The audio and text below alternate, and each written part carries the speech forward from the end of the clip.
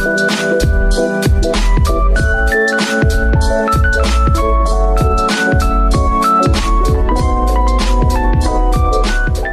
on, everyone? This is the Popcorn Heroes Show.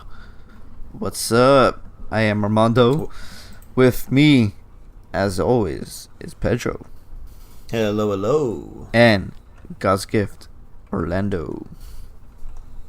Yo. What's going on, man?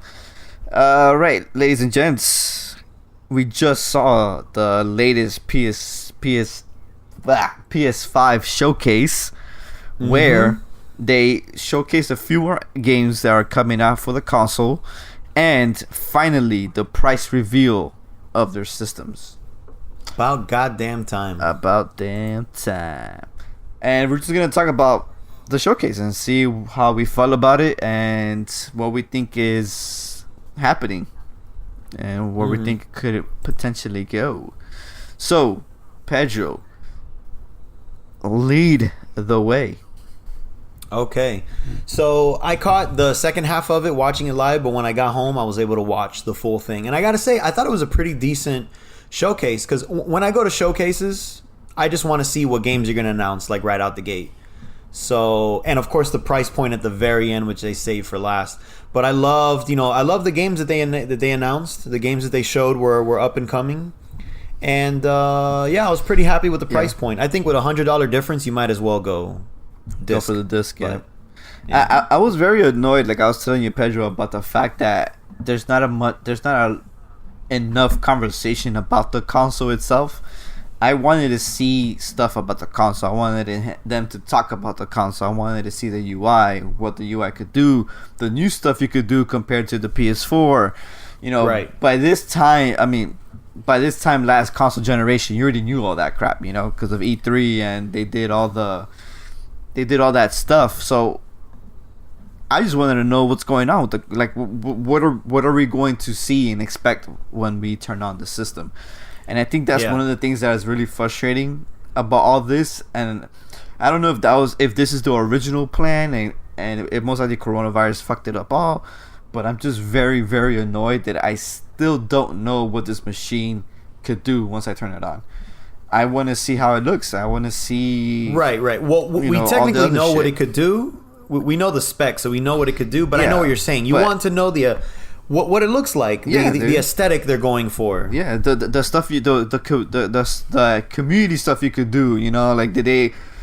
How did they change the UI? How did they change? Is it still a crossbar? Is it is there more in depth into talking to your friends, or is it easier to clip videos and post it, or are they gonna have is their feed gonna get better? I don't know, there's just all these things in the UI that you want to know about.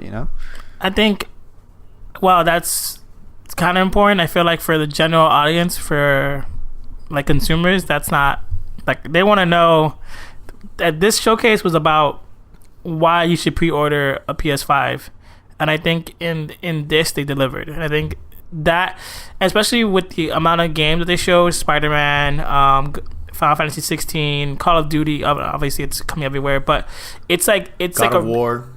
It's like a big ramp up, and for them to then slow it down to be, all right, let's show you the UI now, just as a presentation, it doesn't fit well with that presentation.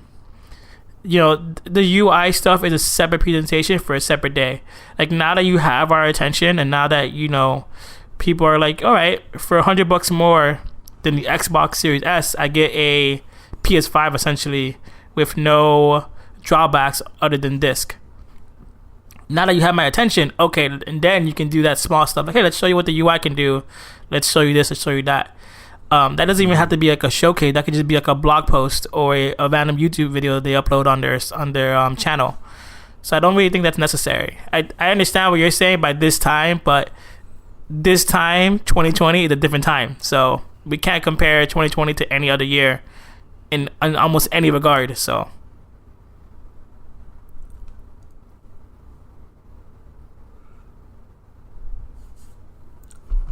which games were you guys the most excited for?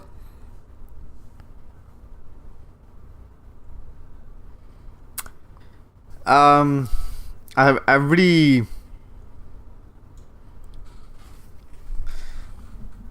I'm glad to finally see Harry Potter. Because Harry Potter's been rumored for such a long time that finally seeing it, it's like, oh man, that's pretty cool to finally see this game, this next gen game. Hopefully, I'm curious to see how much was cinematics, how much was actual gameplay thrown in there. I'd like to know what the gameplay is. It a Persona 5? Persona 5 in Hogwarts? I was talking to my brother about that. I'm like, is it that? Because that's the only thing that makes sense to me. It can't be open world. That makes sense. It can't be open world where it's like, hey, I'm gonna skip class and go like explore the fucking haunted forest. No, that doesn't make any sense. You should have like a timed area where it's like, oh, I gotta get to class by this time, or if I skip class, my grade's lower and there's consequence to that. Build relationships with students or whatever. Then at night, go on missions, like Harry Potter and his gang would do at night. Go to the haunted forest, go to dungeons. So I feel like it's gonna be more of a their version of a Persona route, and if that's the case, I'm really excited. Yeah, I'm down for it.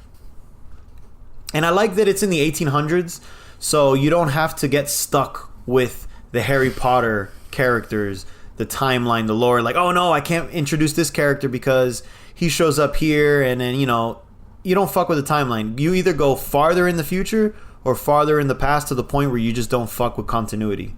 And I think they did a great job of showing this. So now we get to see a whole new group of students, a whole new group of teachers, and whole new adventures, a whole new villain. We get to see, all that stuff. So yeah, I'm definitely excited. Mm-hmm. I also really like seeing the Miles Morales stuff. I mean, we all knew it was gonna be a cross-gen game.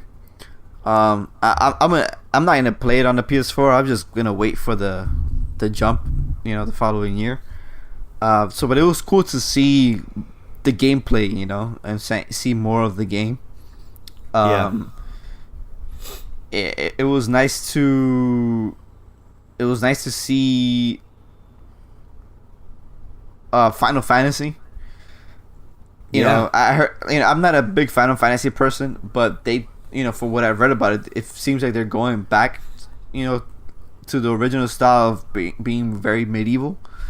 And I think that attracted people a lot. So I don't know, Pedro, tell me about it, because I know you're more into it than. Yeah. So like, it feels like the last couple games have been more of like that. Yeah, it's fantasy, but it's also like very tech, very futuristic-ish. Final Fantasy 7 type. 15, you were driving like cars and shit. So I think the last time that it went full-blown medieval-ish fantasy was kind of like 9, and everybody loved that setting in 9, but they've stayed away from it. But clearly in this one, you could tell it's very medieval, very like big into the magic.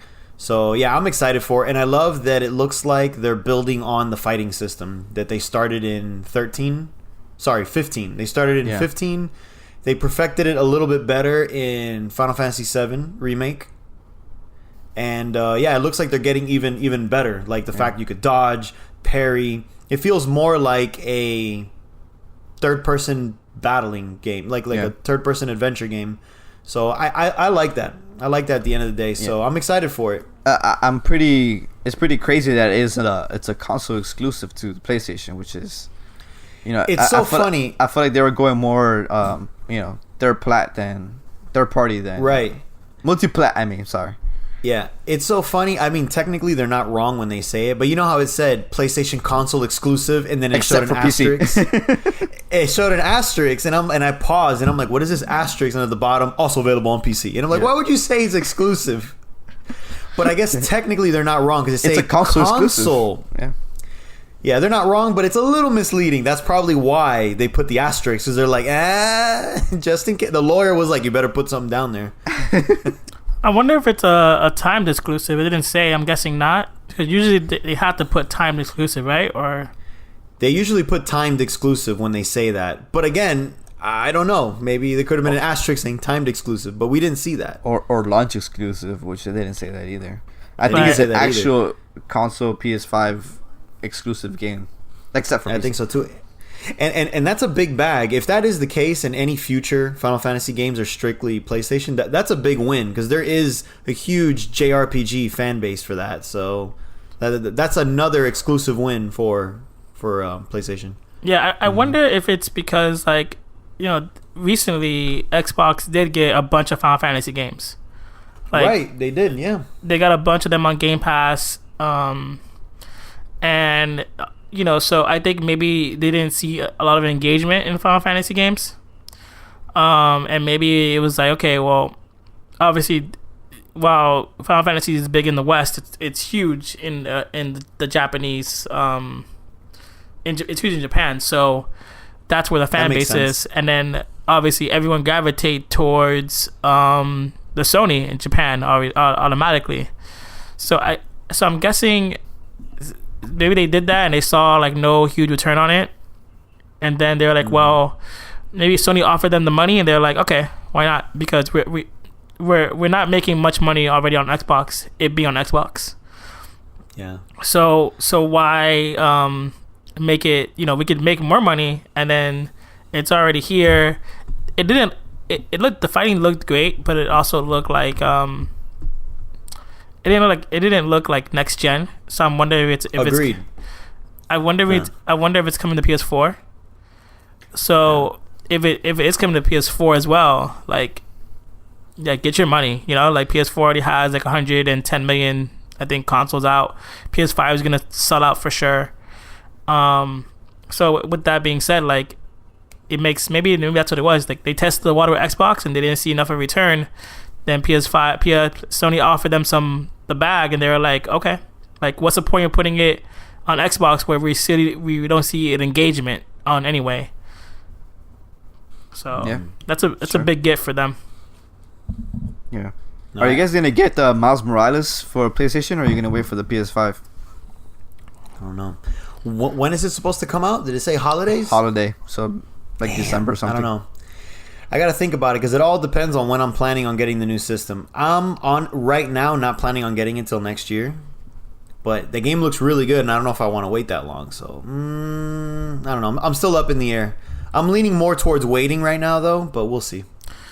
At this point, for me, I'll just get on a PS4. Like, I'll wait to see like the reviews and the comparisons of like, oh, it's the same game, maybe a little bit faster. Like, loading times and stuff like that never been a thing for me. I never experienced a game in like 60 frames per second, so it's kind of like, if I don't know what I'm missing, would I really care? So I'll just get it possibly, because I don't plan on getting a PS5 until like Black Friday of like next year. So yeah, so why? And at the end of the day, like, at this point, while they did sell us on the console, for me as an individual, it's kind of like, you have Miles coming to PS4, you have Horizon 2 coming to PS4, that was also later announced, which is insane. I thought it was very stupid. I'm not sure if Ratchet and Clank is coming to PS4, is it? Or they didn't say? I think it's a launch title. Yeah, I doubt it, because it just looks like technically, the technicality of the game, there's just so much going on. I don't think the PlayStation can handle it. Yeah. Or if it does, it'll sound like a 747. It's even worse than it does now. Yeah. Right, but at least like two of its major like selling points are like, they're gonna jump generations. So I mean, they're gonna be on both generations. So for me, there's no point right now getting it. Yeah. I just can't. I just don't see why. I'm in the boat of waiting. Yeah, I'm definitely waiting for the PS5 till next Black Friday. I don't know. For me, I'm in no rush to play Miles Morales. I'm in no rush to play Horizon, and I feel that that'll give me more stuff to play come Black Friday of next year. Because for sure they're gonna bundle something. Because I mean, if I'm not mistaken, me and you, Orlando, we bought the consoles together, the PS4, and it came bundled with like 3 or 4 games. So it's kind of like, I'll just wait till next year and see what they bundled it with. But it was I think it was GTA 5 and Last of Us. Yeah, GTA 5, Last of Us, and I feel like there was one more. But whatever it was the Last of Us collection. But whatever it was, it's kind of like they were giving me more value for my money a year from now. Then I would be getting it right now. Like, I'm pretty sure that Black Friday bundle is gonna come bundled with Miles Morales. Like, guaranteed it, and a random third party game. So why wait? I'm in no rush. I could wait. I mean, the thing is for me as well is that like, if you buy Miles Morales on the PS4, you get the upgrade for the PS5. So it's kind of like, okay, if the game plays pretty good on PS4, and people say that like, yeah, this is a solid game on any console, then I'll play it, beat it on PS4 when the PS5 comes out. I already have it, and then I'll just jump back in for a little bit and see what it's like. Yeah. You see, that's what I don't want to do though, because I'm not gonna play it again. If I buy on a PS4, I'm not gonna play it again on a PS5. Like when we got Last of Us for free on the PS4, I never touched it. So it's kind of like, yeah, it's great to have this free game, and I think I give it away or something like that. But so I'm reflecting upon that. I'm just like, I could wait till next year and get the game and be like, oh man, I'm excited to play this. I've been wanting to play it, you know. I don't want to buy a game on PS4 and like, oh, I get a free upgrade, you know, and then I check it out, like you said, check it out, and all right, whatever, that was cool, you know. I don't want to do that. Like, if I'm gonna play it, I would like to play it at its best, and I know Horizon is gonna run better on the PS5. You know, I know Ratchet is gonna be on PS5, so like I have that game, and then a lot of the Miles Morales is definitely gonna play better on the PS5. You know, so yeah. Man, I could wait. Like I'm in absolute no rush for this. Yeah, the more I think about it, I'm also in the waiting game too, and I have so much games in my backlog that do I really want to jump to the console to start getting more things? No. And that's funny you say that, because on the PS3 I had a big backlog, and I never went back. As soon as I got my PS4. Right. Like, what PS3? Like, I never went back, and I had a shit ton of games, and I never touched them. You're right. There were a handful of games that I was like, oh, I got to get back to this, and you're right, I never did, and it's in the corner, full of dust. Yeah, it's funny that you say that, because one of the big talking points, obviously, out of this conference and of just Sony in general is backwards compatibility, right? And it seems like they can do pretty much all of PlayStation 4, but not PS3, PS2, PS1. Oh, so they can do 4. There's an article from IGN saying that they can do 99% of PS4. So I don't know what that means, but yeah, like they probably can't do launch PS4 games like first year or two. Maybe everything after that, probably. I'm sure anything that's Sony, they can do. Anything that came out from Sony, anything that maybe was like second party from Sony, I'm sure that they can like bring aboard. Maybe like games you never heard of are gonna be left out. But it's funny that, you know, obviously Xbox is a different approach, and it's like everything from any generation is here. Ever. And that is amazing. That is fucking amazing. That's super consumer friendly. It's funny that you also say that, like, if my PS4 could have played those PS3 games that I wanted to play and I never touched, I would have played them on the PS4. But instead, I never touched them because I'm not going to go back to the PS3. So it's like the PS4 is giving you... again, perfect example, Pedro. If he buys, I don't know how long, you know, this conference talked about the PlayStation collection that's coming out on the PS5. I was just going to bring that up. So if Pedro right now... list off. Do you know the list of games that are coming out in the collection? I have the list in front of me. I was just going to name them. Say the list. All right. So this is a pretty crazy list. So wait, because we kind of jumped into it. So pretty much they announced something called the PlayStation Plus collection. That when you get a PS5 at launch, if you pay the it's at launch. Shit. It's at launch. If you pay the subscription service, you will get at launch God of War, which is obviously the remake God of War, the new Bloodborne, the new one, correct? Bloodborne, Monster Hunter World, Final Fantasy 15, Fallout 4, Mortal Kombat X, Uncharted 4, Ratchet and Clank, the remake Ratchet and Clank, Days Gone, Until Dawn, Detroit, Battlefield 1, Infamous Second Son, Batman Arkham Knight, Last Guardian, Last of Us, Persona 5 and Resident Evil 7. That's huge. It's a lot of games. That's a fuck ton of games. So it's only at launch, you said? It's not like a window? 18. It says 18 games. It just says at launch. That's all it says here. What I'm curious about is that window. Let's say they do the window for a year, right? And Pedro gets those. I mean, I'm pretty sure Pedro hasn't played all those games, but there he goes. He has. I've played most. I'm looking at that list and I'm like, God damn! I haven't played Bloodborne. Days Gone. Last Guardian, Infamous Second Son. That's it. Ratchet and Clank. So 5 games. 5 games out of the. So right there, Pedro has 5 games to play. You know, that's amazing. That's an amazing deal. Out of 18, you start off with 18. Yeah, which is great. Like, I mean, someone who jumps into that has a bunch of games to play off the bat. Persona 5 haven't beaten it. 6 games. So that game is like 200 hours. Yeah. Yes. So Sony has when the PlayStation collection broke out, people were saying that okay, this is like their answer to Game Pass. And while it is a collection that's going to come out when you have PS Plus, they didn't say if it's like going to be for a year or if it's going to be like once you buy it, you have these games no matter what. They did say that they're not bringing PS5 games to that subscription to PS Plus. They said that basically it'd be too like, games right now cost too much, and they just don't see the reason behind it. So no more free games essentially. I'll read you what it says. Alright,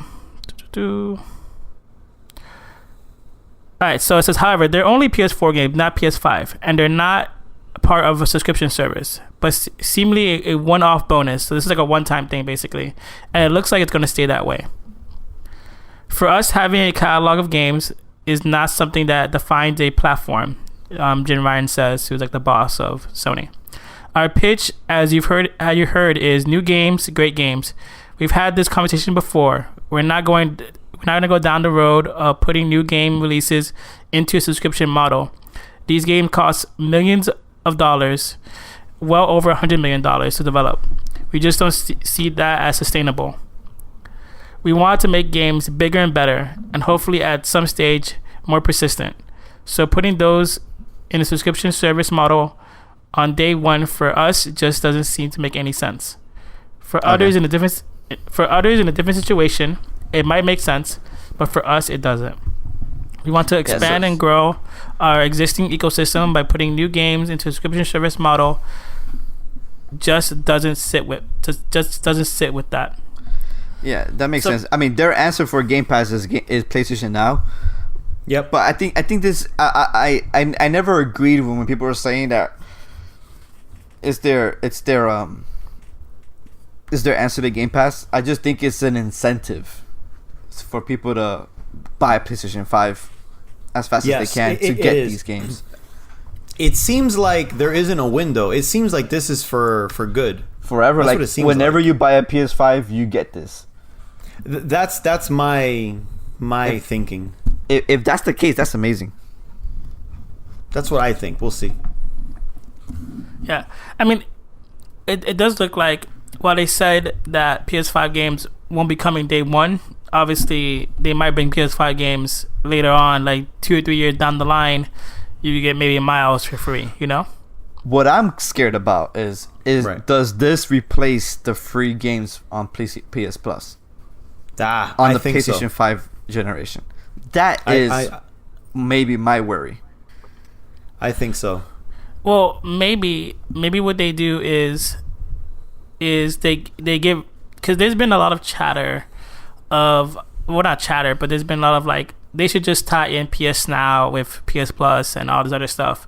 They should. What if you get PS Plus, right, and you get those 18 games, and with PS Plus is now PS Now, and that's it. You're paying for PS Now, and the rest of it is PS. It's now you're paying for PS Now and online service, and that's it.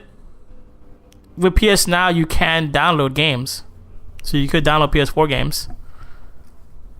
So Yeah. You essentially, like with PS Now, you do get free games every month. Like they add new games to that catalog. So why not just get rid of PS Plus? Because all PS Plus is 2 games for free and online. So you get rid of PS Plus and then you just get PS Now. That's it. That makes sense. I mean, what about PS Plus Now? Branding wise, you could do whatever you want with it, change the name up or something. But at the end of the day, these are 18 games, 18 phenomenal games. At this point, like we're veterans of the PS4. Every time they give us a new game, most likely we have it. Right. Like most likely we bought it. Like more or less. Like at least the top hitters. Like And I mean, what's a game that you bought that was free? Mad Max. Okay. Mad Max. I didn't have that. NBA 2K. Yeah, Mad Max. They had like the Uncharted trilogy. I had that already. NBA 2K. I mean, you bought that. What else? Deus Ex. I didn't have that. Yeah, Deus Ex. I had that. There's a lot, dude. I can go down the list like right now, but there's a lot of games. Street Fighter 5. I had Street Fighter 5 already. I had Detroit already. Yeah, when they gave out Detroit. Yeah, there's a lot. There's a lot. I had Metal Gear. And Metal Gear. I had Metal Gear. Yeah. But recent time, like a lot of the games I've never had them. So for me, it's like, oh man, getting all these free games that I'm never gonna play. How amazing! Right, but that's what I'm saying. Like at this point, like if you had a PS4 for a long time, the PS Plus games weren't that much of a win, honestly. I think there's some strong ones, dude. No, there is some strong ones, but at the end of the day, there's Fall Guys, man. That's one of the strongest yet. Okay, but look at this, right? What sounds better? We'll give you 2 free games a month, or we'll give you a subscription service for the same price or a little bit more that you get to play all PS4, all PlayStation catalog, because PS1, PS2, PS3, and you get to download PS4 games to your console. What sounds better? No, of course. I agree. I've been wanting to. I've been wanting them to combine them with PlayStation Now. So at this point, I just don't like. Wow, PS Plus is like a thing. I don't think you need to combine it. I think you just need to get rid of PS Plus. Yeah, exactly. And that's it. Yeah. Forget about the monthly games. I honestly don't care for the monthly games as long as you give me the PlayStation Now catalog and add to it regularly. Not necessarily every month, but every little bit, kind of add a little bit more to it. Of course, the drawback is like, like those games are rotating. So some come in, come out. Like the most popular ones come in and come out. So obviously that's like the drawback to it. But I mean, so you want it to be like the Switch and their classic games. No, I think for the most part, the Switch has a rotating game if you have the subscription. No, it's not rotating. It's not rotating. It's not rotating. It stays. Yeah. Like I know. Which Donkey Kong Country got announced, Part 2. I'm excited. Yeah, I know the PS Now it rotates. Like the control was on there, it's not on there anymore, and so on and so forth. So I know that like. That changes, and so maybe they could say, okay, PS Now, it's the same thing as PS Plus. You get your games, but obviously these games are going to like leave. But maybe every time we add a game, it's like 6 months, or 4 to 5 months. So that's enough time for you to beat one game that you like really want to play. So I think that's a better service. I think they should just get rid of it entirely. Yeah, I'm looking over all the PlayStation Plus games this year, and it's been a strong year, man. Yeah, but it's also been a strong year. It's also been a strong year because it's the tail end of the for sure of the generation. Yeah, that's absolutely true. I mean, overall, man, I think every month has been a game that's totally worth it. January had the Nathan Drake collection. February had BioShock collection and Sims 4. Yeah, you see, I all those I had owned already. You had Sims 4 already? Yeah, I had Sims 4. I had too. it for the Black Friday sale. Shadow yeah, of me too. Colossus and Sonic Forces in March. I actually got Shadow Colossus from there, so that was new. April was Uncharted 4, Dirt Rally 2.0. Had it, yeah. May was City Skyline, Farming Simulator. Oh, I actually got City Skylines from there too. Yeah, that was a win. June was Call of Duty World War II and Battlefront 2. I got the Battlefront Call of 2. Duty. Not a bad story mode. July was Rise of Tomb Raider and NBA 2K20. Yeah, I had it already. August was Call of Duty Modern Warfare 2 and Fall Guys, which was last month. And this month we have PlayerUnknown's Battlegrounds, PUBG, and Street Fighter 5. I actually haven't downloaded PUBG. I should. Yeah, I and added you know, it to my library. and also what could be a good reason to get rid of it. Obviously, we all heard that Fall Guys is like the highest downloaded PS Plus game Of all time. That's pretty insane. Of all time. So That's crazy. What if they're looking at the data and they're like, okay, people are not really downloading the games, even if they're like AAA. You know, like, okay, we released Uncharted 4, like literally top tier PlayStation 4 game on PS Now, like one of the best. A game that if you have on disc, regardless, you should download it on your PS4. What if 20% of users, PS Plus users, are just downloading it? Okay, then we're obviously, if this is our main selling point for PS Plus and it's not really getting that much usage, why are we investing in it? Mm-hmm. So I don't know, like there's just so much here that, like, you know, and then it's funny because everyone keeps complaining about backwards compatibility for the PlayStation 4, but I found an article from 2017 where it's pretty much Jim Ryan again says that nobody wants to play old games. So here's a comment he made. I can only agree to a certain extent. If you haven't, like me, I've never owned a Xbox in my life. If I were to get the Xbox, that's a big selling point for me because I get to play all the old classics. But that's just me. So he said in 2017, during an E3 event, he's like, when we dabbled with backward compatibility, I can say it's one of those features that is much requested, but not actually used. I was at a Gran Turismo event recently where they had PS1, PS2, PS3, and PS4 games, and the PS1 and PS2 games, they looked ancient. Like, why would you want to play any of this? So he says that basically, and then there's some data here. So obviously, Xbox has made, you know, consumer friendly, and it's like backwards compatibility, play all your games, blah blah blah.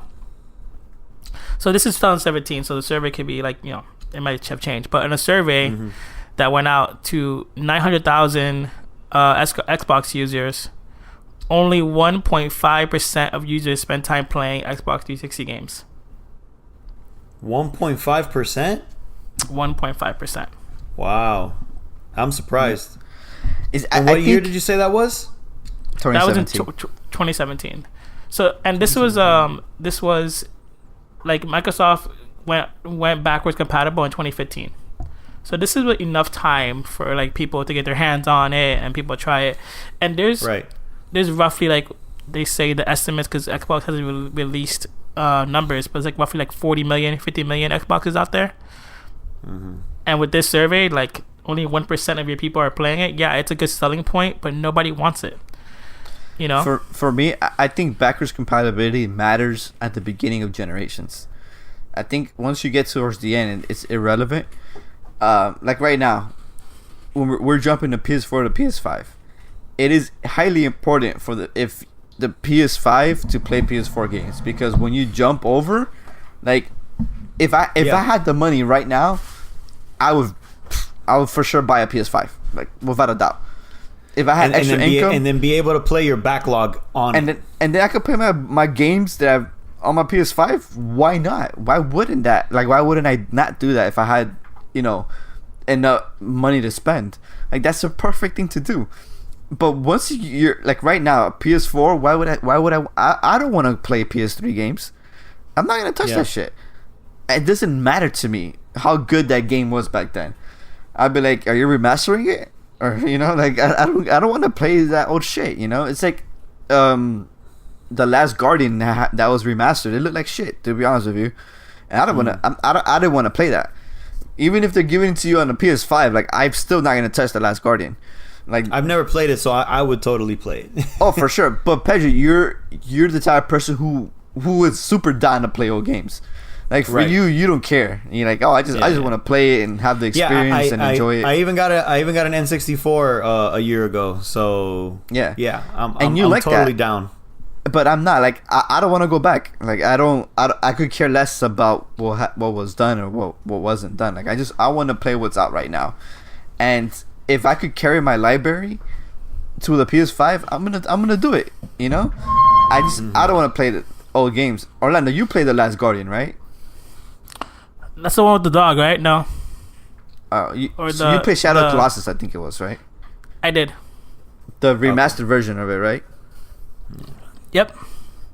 So was it worth it? Was it worth it for you to play that game? Like, did you play and like, oh man, it's so good, or I wish I would have played it earlier, or whatever it was? So I played it when it came out for free, and I played it when it originally came out too. And I played more of it when it originally came out because at the time it was groundbreaking. I'm notoriously known in this podcast to not finish games, and I didn't finish it back then, and I didn't finish it this time around either because it just didn't grab my attention. And it's interesting because there was a game that came out that I wanted to try out on PS4, Kingdoms of Amalur, Reckoning. Yeah. It got remastered, and I heard so much good stuff about the game, and I never played it. So I was like, okay, let me try it out. But then I heard some reviews of like, okay, yeah, this game was great in 2013, but now there's so much games that do the fighting style it does already. So that like even though the fighting is good, you have better games now that do that. And after reading that review, that's essentially every old game. Like every old game, while it could be great for a time, there's already so much advances made that going back just feels weird. Yeah. And I think it's only just, I think some games are timeless. I think some games like Halo are timeless. I think Gears of War, I think that those kind of games are like timeless. Obviously there's some things that are wrong with it, like even looking at like Uncharted, the first one, you get like, oh, did not age well. Like there's definitely moments here where I'm like, okay, 4 perfected it. And even I talked to one of my friends who played the whole series recently from like start to finish, and he never played any of them before. He was like, yeah, dude, like 4 is the best one because 4 actually perfects everything that they've been trying to do. Obviously, us who played them differently throughout the generations, I say 2 is the best one. But when you're playing it in the lens of 2020, you look at all the flaws of the past. So I think when it comes to backward compatibility and old games, you're gonna see those flaws more than ever. And I think only some games stick out to like, okay, this can still work. I mean, me and Mike were playing Dead Space 3 on PS Now, and while it was decent, there were some things that like obviously like the graphics weren't that great, but the loading was a little bit different. Like, but just gameplay mechanic wise, it was just like, this is okay. This is just a shooter, and we never got back to it because there are way better games nowadays that do what that does, but 10 times better. Yeah, and it just leads into the point. Backwards compatibility is great. It's a great feature to have. Don't get me wrong. Like, it's awesome to go back and look at a game and fuck around with it and reminisce on the good times you had with that game. But in all honesty, dude, it's irrelevant unless it's the beginning of a generation where you could play the games you missed out on the PS4. That's literally the only reason why backwards compatibility should matter. Like I pointed out earlier, if I have spare money and I was rich and I could throw money away, I'd buy myself a PS5 right now and keep playing my PS4 games. Like, that's amazing. Like, I get faster load times, it looks better, all this other crap you could get on a PS5. There's literally no reason for it like after that. Because a year, like, I mean, 2 years from now, I'm not gonna go back to PS4 games. Like, why would I? I won't be playing PS5 games. Yeah. So, I don't know. It backwards compatibility is great, dude. It's a great feature, but I think it's only relevant at the beginning of a console generation. After that, it becomes irrelevant. I can concur to a certain extent, yeah. Especially now, since PlayStation Now is where you can play the older games. That's your backwards compatibility. You stream them. Yeah. And of course, you have to have the internet for that, you know? Right. And, you have to have the internet. But you have the option to download. Thankfully, they gave you the option to download what you can. But in the end, I don't know. It's a great feature. And I love the fact that Xbox is doing it. It's amazing, dude. If I was an Xbox player, one, that's amazing for me. Even though I would probably never play the old games because I probably played them already, and I'll go back for nostalgia reasons. But regardless, I think, I don't know. It's great for the beginning, but later on, it's just irrelevant. Right, and with PS Now, it's worthy to mention that you could download games, but only PS4 games and PS3 and PS2 games, you can't. And so far, they haven't added PS1 games to PS Now, but that is a possibility they're gonna do. They should. I think they will, and I just think at the end of the day, like, when it comes to these consoles, they're just completely different. They're literally a different audience, a different consumer. You know. I think at the end of, I'm actually like, we're at a place now that each console is doing their own thing, marching to the beat of their own drum, and that's great. Like the when you have like that kind of competition, it's only gonna foster growth and only creative ideas, you know. And I think even with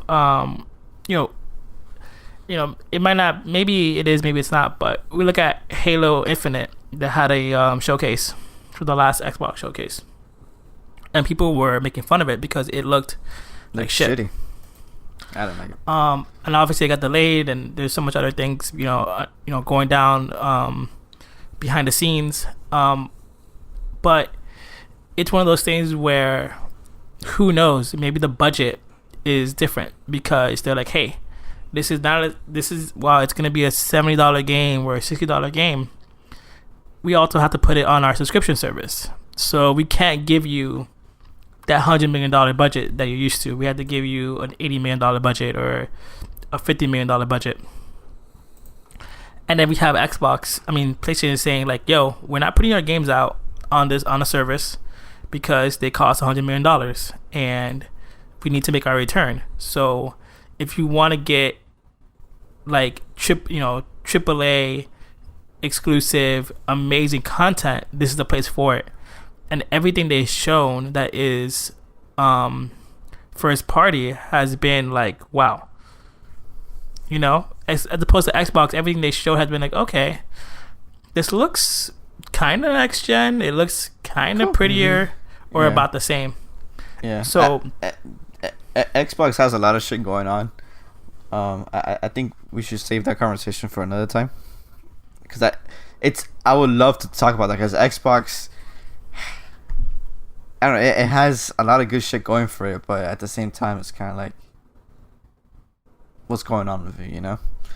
I would love to get into it, but I like to keep this episode PlayStation focused.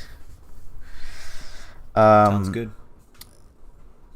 With that in mind, what do you guys think about the price? I think it's good. I think it's understandable. Now, when the PS3 was that price, that was fucking a disaster. But this PS3 was more expensive. PS3 was $6. Damn, I can't even imagine that. This is understandable. This makes sense. Yeah, I think it's a good price. What do you think, Orlando? Because you predicted it, and yep, you predicted correctly. Yeah, I mean, me and Mike did. I want to give him a shout out at least, but I I think it's a solid price. We talked about they had to match Xbox, which they clearly did on the disc version of the PS5. They matched the Series X, and I think they did great in the sense of like, okay, the Series S isn't a 4K machine. Just it's not. It's not going to even upgrade your. It's not even going to have Xbox One X enhancements. It's going to have Xbox One S enhancements. But it's still like a next gen console. So like it's a little bit of different. It's a weird marketing, weird messaging. You know, and looking into it, it seems that people who really care about graphics, who care about like 4K and who care about like frame rate, like the PC nerds, they usually sit around that 1440p that Xbox Series S is dishing out. But whatever. So the PS5 coming out and saying, hey, the Series S obviously low budget machine. Yes, it's next gen, but you can, for $100 more, you can get a PS5. Like, this is not a low power PS5. This is a PS5. Only difference, it's not digital. I mean, it's only digital, which is good for someone who's like, okay, I never had a PS5, or I never had a PlayStation, so I have no games to put on a PlayStation. And also, you know, we've seen an increase in digital sales in the pandemic. Like, I think 70% of games have been digital. Like, there's been a lot of increase. So makes sense. The audience is like, the consumer is used to digital now. It's not like, this is not 2013 where Xbox is like, hey, we're gonna have a digital machine and you can't trade your games and you put one disc in or you can't give it to your friend. This is a generation now, 7 years later, that's used to, I buy my game one time, it's locked to my console. So it's a whole different audience now. And so I think with that price and it being all digital, like the only people that are not gonna get the all digital, in my opinion, are people who, like us, who have PlayStation 4s and like, hey, I'll have a PS4 disc, and yeah, maybe I want to play a Blu-ray movie one day. That's it. Like, that's the only reason. Like, I don't ever see myself physically buying a game again unless I really have to. I don't unless see it. It's super cheap. But nowadays, even with the PS Plus deals that they have, like, dude, games, if you wait 6 months, your favorite game or the game you wanted to buy is going to be half off. Like, nowadays, the digital sales on both consoles are equivalent now to Steam sales. And Steam sales are bananas. Our Steam sales are like, hey, for $2 you can play the whole Witcher series. Like, we're getting to that point where the console's digital sales are a no-brainer. So, and when you even compare it to like a physical sale, like I've seen physical sales like maybe go for $5 more extra. Why would I pay $5 more and then I have to still get up and change the disc? Like, I know I'm gonna buy the disc version just for, because Pedro buys disc games. I'm gonna borrow his games. I have like four games right now. What about 4K movies, man? That's a big one. I don't really care for that kind of stuff.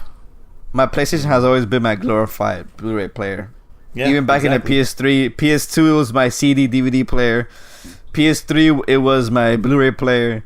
PS4 is still my Blu-ray player. Now PS5 is gonna be my 4K Blu-ray player. Like, that's I don't need to buy any extra shit. You know, I have it here, and I use my old consoles as on different TVs. I put it as my Blu-ray player. Like, my PS3 is connected and I have it. That's where I put my movies for my kid. You know what I'm saying? So and that's where he watches Netflix. So like, I'm still gonna be using these consoles. Like, I don't stop using it. I stop my PS2 because I have nowhere to put it. Yeah, and it's a DVD player. Like, what do I need a DVD player for? But regardless, like, I need that optical drive. That's where I play all my stuff. You know. So. Even though I'm getting more digital with my movies too, little by little. Movies, I haven't done the digital jump. Games, obviously, because of the sales, but movies, I haven't touched that yet. But anyways, yeah. So I mean, just definitely won the price war, in my opinion. I think if they would have came out like $500 or 450, then that's why get the digital version at all. But the $100 difference is, it's like, okay, I can see myself making the jump and not getting the Xbox and getting the digital version, and then so it's enough of a difference. Yeah, for me, I was thinking that they were willing to lose at least $50 on the PS4 digital to entice more people to go to PS4, to not do Xbox and just go to the PS5. Right. Because consoles, generally speaking, lose money. Every new generation, they lose money at the beginning. They're never profitable. So in my head, I'm just like, all right. I think there was a report saying that the PS5, it cost Sony, I think, $450, something like that, to make. Yeah, like $450, $470. Yeah, so that means they're making, let's put $450 to make it easier. So they're essentially will be making $50, maybe. Let's round it out, but they'll make $50 profit with every PlayStation sold. This is the one with the optical drive, with the disc version. Mm-hmm. So I'm thinking, if you take away the optical drive, and the optical drive was just $50, and it costs a digital version $400 to make, I was feeling like they might be willing to lose $50 on that one and just break even on their PS5 production to get more people to buy them. A $350 all digital version of the PS5, I was like, man, I think that would have been a steal, and I think people would have been like, why would I go to Xbox? Why would I buy an all digital Xbox that is lower spec when I could just buy a PlayStation 5 for $50 more? Mm-hmm. And that's what I thought they were gonna do. I thought they were gonna be extremely aggressive, but $400 is not a bad price. I just thought they were gonna be extra aggressive. Right. I mean, obviously they're taking a loss on it, but I think what they're thinking is that, well, you can't buy your games from a retailer anyway, so most of the money is going to come to us. It's true. So I think the retail cut like 30%. So yeah, that's what I thought they were going to be more aggressive, because they were going to get all the digital sales. So it's kind of like, man, making it $350, that's a deal on a digital version of a PS5. These consoles are going to be sold out for like the first like 6 to 7 months easily. Oh, definitely. So yeah, especially with Corona. Today I was already looking at some of the chats of people buying. There was a guy that bought 12 of them already. He pre-ordered 12. I'm like, are you fucking kidding me? I'm buying a lot from different retailers. They're exactly. That's what it is. It's going to be sold out, and there's going to be resellers, and there's going to be people buying them for double the price, morons. Just fucking wait. Yeah. And I think it's you're gonna see that a lot, but obviously these are gonna be sold out for a while, and at that point, when the hardcore fans die out, when the scalpers get their fill, you're gonna have the other consumers who are like, all right, let's both consoles are gonna sell out. This is for sure gonna happen. So in June and in July, you're gonna have people being like, okay, your console's back on the shelf. Like, there's not that much of a shortage. What do you got? And obviously, E3 is going to be around that corner. I'm sure, like, media now to be different because of COVID. So, even if people go back to public events, the way we do media is different now. So, this has shown us that they could just do media whenever they want. So, you have to get, like, the hardcore fans are gonna make both consoles sell out. So, you have to get general consumers in the door, or like just regular people who are willing to wait after, and that's when you have another showcase, and you're like, hey, you didn't get one in November. Here's what's coming up: God of War 2 and Halo Infinite for Xbox, and such and so forth. So I think right now for the console race, it doesn't really matter in the beginning. They're both gonna sell out. You have to sell us to the future. Yeah, I think from 7 months from now, you have to sell everybody else who's not a diehard or a parent who's trying to buy a console for their kid. So That's very true. I think that's what their next. I think that's what both consoles' next job is to do. Like both consoles are gonna sell out. You have to convince the people who are waiting in 6-7 months why they should buy your console. I think Xbox and I think Sony has done a phenomenal job, and I think Xbox has done a great job as well in doing that already. You know what I think, Orlando? I think that for me, I feel that the first year is hardcore people. Because like us, we're hardcore PlayStation fans, and we're waiting a year.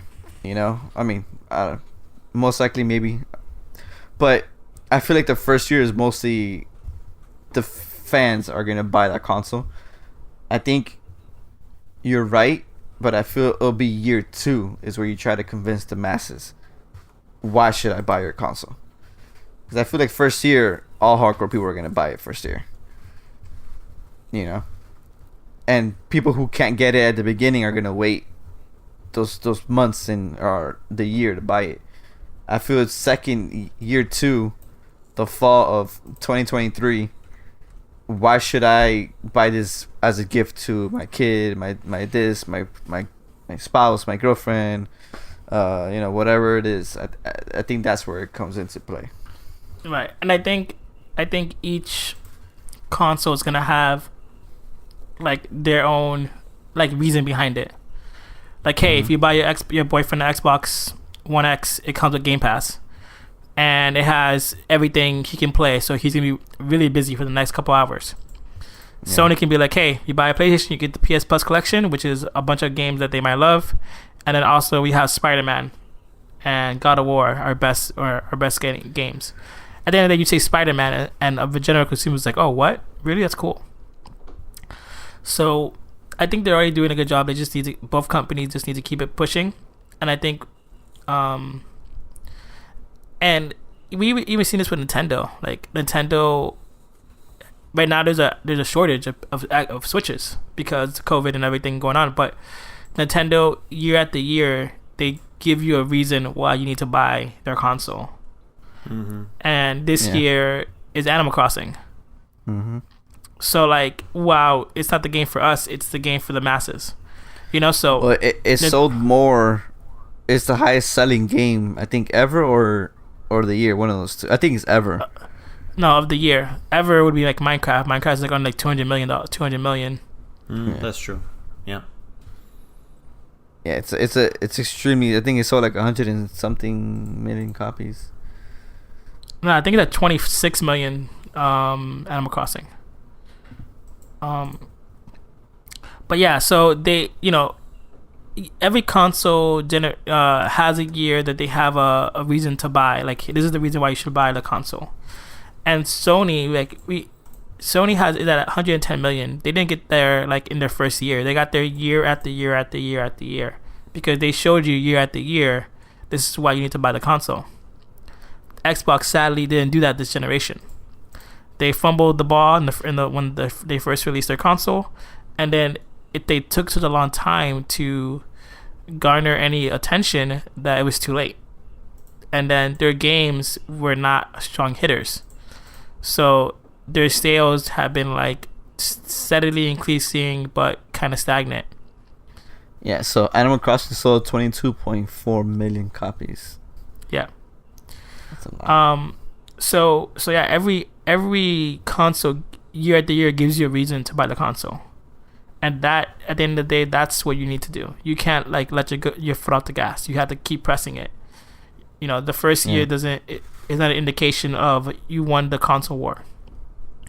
And at the end of the day, like we saw that with the PS3. The PS3 was behind for most of the generation. At the end of the day, they came back out and they kind of evened up with Xbox. I think they ended up surpassing Xbox toward the tail end of it. At the end, they surpassed it.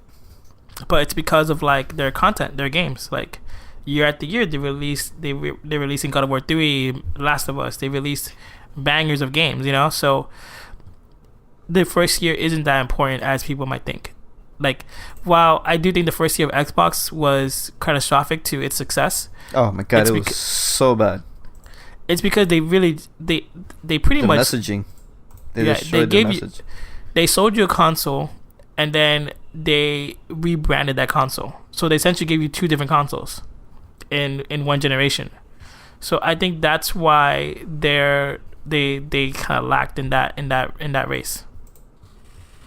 Yeah. So, anything else you want to say, Pedro, about the showcase? Anything you wanted to mention? No. You guys pretty much hit them all. Yeah. What game were you excited, Pedro? I don't think you mentioned that. Oh no, I'm excited for God of War. Obviously, I'm excited for Final Fantasy. Excited for Miles, of course. Those are probably the biggest ones. Actually, I'm very interested in the new Resident Evil because it looks like they're kind of bringing the setting back to how Resident Evil 4 was, where it's like that dark village, the mysterious, feel to it. So I'm just interested to see how they're gonna go with it. Yeah. But yeah, I'm definitely excited for the lineup of games that they have. Just not enough to buy the system right out the gate just yet. So if you had to rate it 1 to 5, what would you give it? The showcase. 1 to 5. Rate it. I would put 4. I really liked it. Yeah, I overall really liked it. It gave me what I wanted. I wanted to see the price, and I wanted to see what games you got for me, and that's pretty much the gist of it. The technical stuff, you can always get another, like we were talking earlier. That could be another video later on where you start getting the more technical side, the more the UI interface and everything. Yeah. But like Orlando said, you just want to get the quick stuff that we were looking for. Oh, that's it. We just want to see the big shit, and that's what they gave us. So yeah, 4. What would you say, Orlando?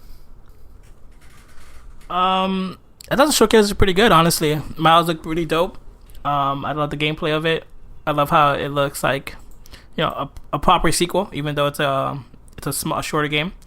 Final Fantasy 16 looked pretty dope too. Like, as a person who doesn't play it, I'm like, all right, I might jump in on that one. I really liked the God of War teaser. Like, I thought that wasn't gonna happen. If you would have asked me, I thought God of War would have come out 2022. The fact that it's coming out like next year is amazing, and so hopefully it doesn't get pushed. But still, as a showcase, it definitely sold me on that. Everything else was pretty regular. Demon Souls, not really a fan of Demon Souls that much, but the the Devil May Cry thing didn't really appeal to me that too much. But I agree with both of those. Demon Souls didn't do shit for me because you and me, we both played the original Demon Souls and we fucking hated it. Yeah. So we're like, yeah, better graphics, still the same shitty game, I'm sure. So Devil May Cry was a remake, or what was it? An extended edition? I don't remember what it was. It's just a special edition version. It's just pretty much the same game. Of the game that just came out, right? Yeah, the one that just came out, just with all the DLC and maybe a graphics upgrade. I don't know. I don't know exactly about the upgrade part, but it's definitely everything with all the DLC. They did the same thing with Part 4. Yeah, but I mean, usually with showcases, it's always like a lot of different games that not appeal to everybody, but there's always something there for some person. So I'm sure people were excited for Devil May Cry. I'm sure somebody was excited for Call of Duty. Obviously, the Harry Potter game looks fucking really fun. Oh, yeah. It's definitely gonna be one of the games I look out for in terms of trailers and. Hopefully, agreed. I didn't mention that one on what I'm excited for, but yes, 100%, very interested. Yeah. So I'm interested. So far, I think WB has a good track record so far. Even the new Batman stuff looks good. So I know it's a different studio making the Hogwarts game, but obviously these studios are in communication. So I'm sure they've helped out in some aspect. So I'm kind of excited to see what happens there. Yeah. Overall, I think the showcase was great. I think they did a phenomenal job. I think these showcases, no pun intended, but they truly showcase like the reason why this, like, the positive of this pandemic, like being like digital, and like we don't have to like sit in front of a stage. We don't have to wait for someone to like come over and clap. Like, as you package your message perfectly. Right, like as someone who, the massive do not attend E3 and these like conferences. The massive don't, and I'm sure it's exciting to be in that room when all that stuff happens. But that's just that's a minority. The majority watch it like streaming, and these showcases from every company. I mean, Nintendo has been doing it for years already. They just tell us that like, yeah, this is the way that that conferences need to happen in the future. Yeah. Like at this point, like even if you have a There's no conference going that's back, live, man. there's no going back. If you have a conference that's live, just do this. Have a live audience, and maybe have like an orchestra or some shit. But do what you're doing right now. Just And you don't share the spotlight. You take the whole press. Yeah. Essentially. Yeah. like Absolutely.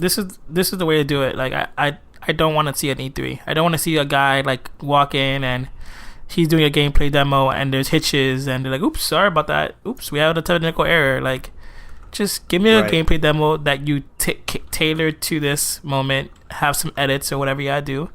That's it. Like, this is exactly how you do. Pre-render it if you have to. You know, whatever. Yeah, because at the end of the day, like, while we're smart enough to know that like, yeah, these showcases, they're like the live ones are cool and everything, and they might show like graphical errors and like hitches in the gameplay, but obviously like this is a slice of a game that was made for the show for that presentation, and that's not the end of the game, so we shouldn't be judging it on that sense. So at the end of the day, if you can put your best foot forward and have a pre-rendered, pre-edited version of a game, and you can do this kind of conference, why not? This is the way. Yeah. This is the future of conferences. For sure. Any last thoughts, gents? Nope. All right. There we go. I'm just waiting for that UI demo, man. It's coming. I need have a no video. doubt I need a it's video coming. by next month, man, about how this PlayStation 5 is gonna look, man, and what I can do on it. I need that, man, and I Have need no to see doubt. that on Xbox too. But yeah, all right, ladies and gents. Hopefully you enjoyed this discussion about the PS5 showcase. Let us know what you thought about it. Was it Prime A plus USDA inspected ribeye meat PlayStation 5 amazingness? I was like, where are you going with this? You hungry as fuck. Go have some dinner and sleep. Was this the best showcase you've seen so far of PlayStation 5, or was it the actual console release image release, you think? I don't know. Let us know which one you thought, which one you like better, the first one or the second one. And what do you expect? What do you think about the prices? Where do you think it's going from here? We'd love to know your thoughts. Till next time. Bye-bye. Later, guys.